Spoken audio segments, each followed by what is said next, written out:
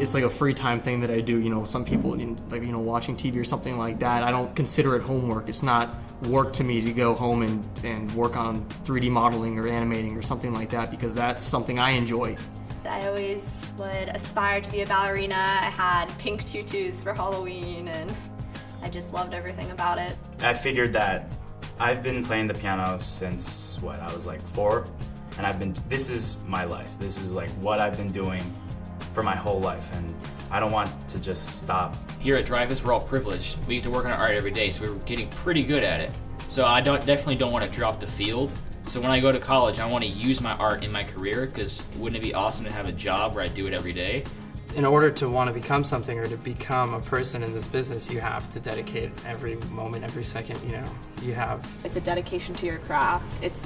There's rehearsals, you're constantly working pieces, you're constantly taking dance lessons, taking voice lessons, taking acting lessons, anything that you can to improve. I'd say out of the 7 days a week, I'm probably dancing 6. And at school we dance normally 4th hour, 6th hour, so that's an hour and a half. And then after school I have about 2 classes, which is another 2 or 3 hours, so probably like 20 or so hours a week. Generally, it's believed to take 10 years to train a classical dancer, so they have to start obviously outside of high school, and it is it's a passion for those students who are going to succeed. They have to be very passionate about what they're doing. If they do just the minimum, we're talking about lunches and we're talking about after-school practices. Lunches spent here doing research, practicing their speeches, working with other students as either a mentor or a mentee. That's just for a debate student.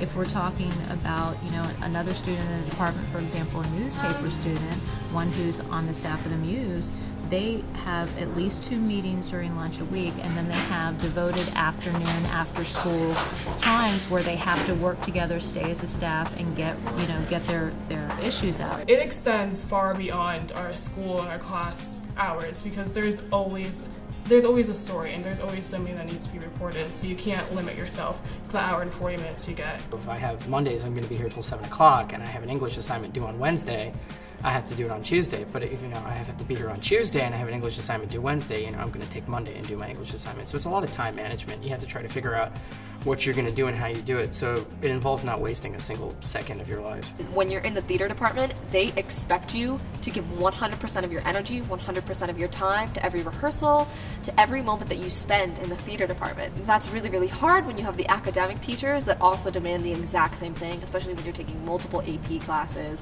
and honors classes and all these heavy-duty classes. My drive for doing my schoolwork, for completing it, definitely comes from my art. If I wasn't playing the piano, I was probably studying. And if I wasn't studying, I was playing the piano. So managing your time is probably the biggest part. And I guess I sacrificed like the fun part of high school or whatever, but I think it's definitely going to be worth it. You can't just have the one. You got to be strong in both. Sometimes I feel so overwhelmed and so stressed, but once I have all my EPs done, and once I have all of my things for debate done, or all my things for seeds or film, I just feel so accomplished. I just feel like I've taken a milestone and I've just done that much better. They're working all year long, working on their musical projects all year, all the time, balancing that with their academics and whatever other outside endeavors they pursue. They're busy. They're busy preparing always. The experience here at Dreyfoos is extremely real. A lot of people think that music is all about being really good, but that's only 10% of what music is. Music is entertainment, it's a business, it's an industry. So when we come around, we have gigs, we play out, we stay out late, we figure out how it is, People think that when you have a gig, you just put on a suit, you show up, you play, and you go home, but you have to email people, you have to talk to people, you have to market yourself and market what you do. That's really, that's what I learned here at Dreyfoos, is really what the real world music is like. It's exhausting.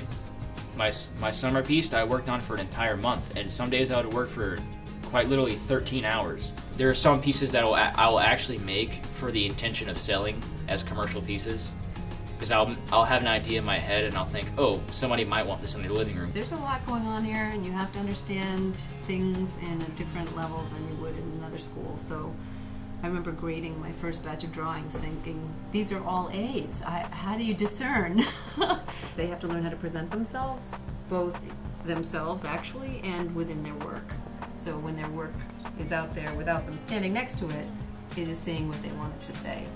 That takes millions of individual critiques, group critiques, where you sit with a student and you say, what was your intent?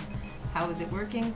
How is this not working? How could you tweak it to get to really what you're trying to say? That's one of the strongest things about Dreyfoos, I feel like, compared to other schools, even other art schools, is the involvement. I didn't expect having such a close connection to the teachers that I have now, that like I didn't expect them to be so caring and to want you to succeed as much as they want you to. They really get into what you're doing, and they really try to help you out with colleges and with meetings and just lists of things that need to get done, calendars, deadlines, everything. And it's not just like lists of things, it's also just taking the time to talk to you about college and talk to you about where you're going with your art. I've really never not danced, so I wouldn't know what I would do without dance. If I don't pursue it professionally every single day, I definitely want to keep it as a career, a hobby, and still pursue it. I had plans of being a physical therapist too. That's definitely something I liked, and I would do it for dancers.